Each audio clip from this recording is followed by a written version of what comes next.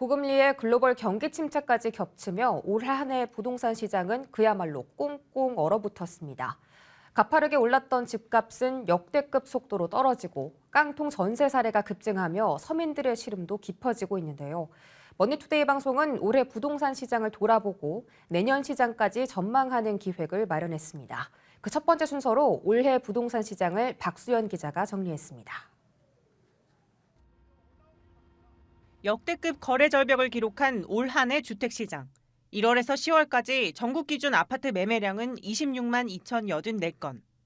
지난해 같은 기간보다 절반에도 못 미친 수치입니다. 서울 아파트의 경우 올해 7월 이후 1,000건 이하로 떨어졌는데 통계가 집계된 이후 역대 최저치입니다. 저금리의 풍부한 유동성으로 패닉 바잉 현상이 거셌던 작년과 비교하면 극명하게 대조된 모습입니다. 가파른 기준금리 인상 속도, 집값 고점 인식 등이 겹치면서 매수 심리가 급격히 냉각된 겁니다.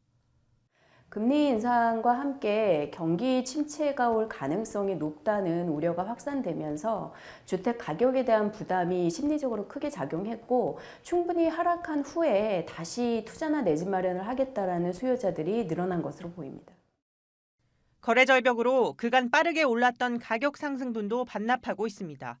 전국 아파트값은 9년 만에, 서울은 14년 만에 하락세로 전환했습니다.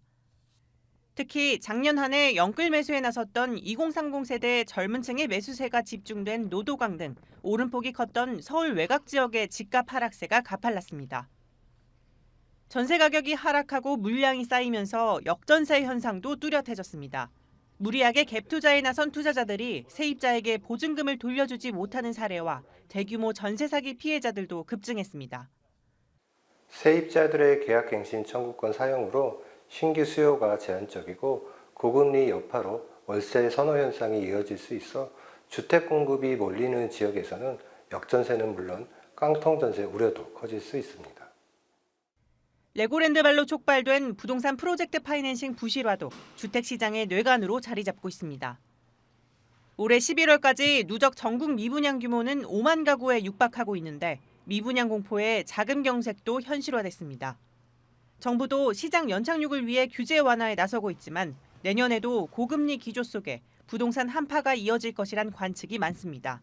머니투데이 방송 박수연입니다.